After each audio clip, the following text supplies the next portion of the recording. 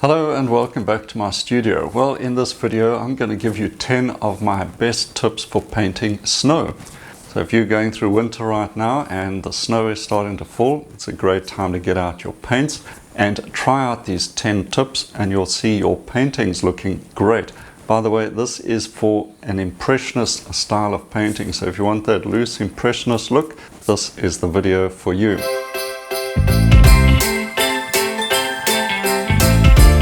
Now recently I did a demonstration for my Artist Live channel and the topic was painting snow. We did a beautiful scene, and out of this painting demonstration I have worked out 10 important painting tips if you want to get that loose Impressionist look to your snowscapes. Now before we run through the 10 tips, there's a link in the description or one up here where you can get a free download of these tips in PDF format and even information on how to see the full-length demonstration for free, and that's about an hour to an hour and a half of great painting demonstration and tips that you can access as part of my Christmas special. Okay, on with the 10 tips. So first off, use a limited palette of colors. This will give you a more harmonious painting when you mix colors from a basic palette like this. The warms and cools of the primary colors and a few convenience colors thrown in there will help you create better color throughout. Look at this painting by Monet, the cool blues, purples and grays for the snow colors. And then we've got the warm colors accentuated against the cool blues like those oranges, and this yellow against the violet colors to add more vibrancy. Then secondly, use loose and bold brushwork. Avoid getting caught up in details, use a larger brush and experiment with expressive strokes to suggest the texture of snow.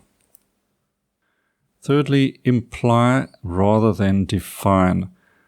Instead of meticulously painting every tree or building or twig or leaf, rather imply the presence of certain objects with more suggestive brushstrokes. Allow the viewer's imagination to fill in the details. Play with light and shadow. Capture the unique quality of light on snow by using varied values to represent shadows and highlights. Pay attention to the way the sunlight reflects off the snow and creates interesting patterns. Use different brush strokes like short, choppy strokes, long strokes, and overlapping brush strokes. Experiment with texture.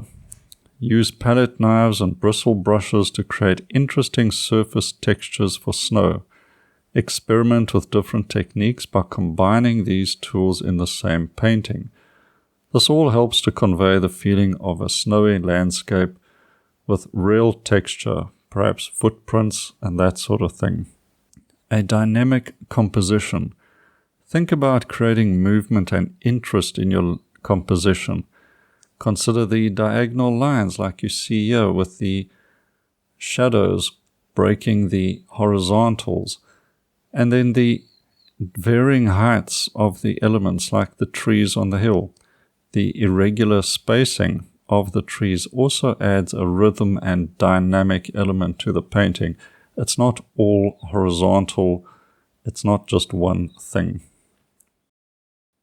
And then capture atmosphere. Impressionism is about capturing the mood and atmosphere of a scene. So consider the weather conditions, time of day, and the overall feeling you want to convey in the snow scene.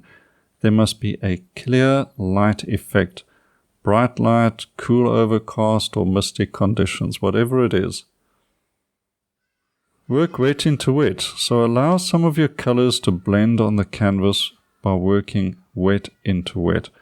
This creates a more spontaneous and atmospheric effect, especially when depicting the snowy landscape. Working wet into wet also helps you to manipulate the edges much better, which is very important. Use a broken color technique. You can see in the painting by Monet the broken colors, the warm violets and yellows and pinkish colors, and then the broken cool colors, the blues, the grays. All of these are not blended away into a flat surface, but rather shown as separate brushstrokes. So you're breaking up the surface with a lot of interesting strokes of color. And finally, step back and evaluate. You've got to step back during the painting process several times to try and get a better view of the overall scene. Spot any mistakes and deal with them there and then. And even relook at the painting the next day when mistakes will stand out a lot better to you. I hope there's a few tips there that you can try out straight away. And as I mentioned, you'll find links in the description and up here as well to the PDF download with these 10 tips for you to print out and use next year when you do your next painting, plus information on the Artist Life channel where you can see the entire painting demonstration over an hour's worth for free as well. Okay, there's plenty of videos coming up in the future, so please subscribe to the channel and you won't miss another video. If this video was useful to you, please give it a like and maybe share it as well. I'd greatly appreciate your support. Alright, until next time, happy painting and cheers for now.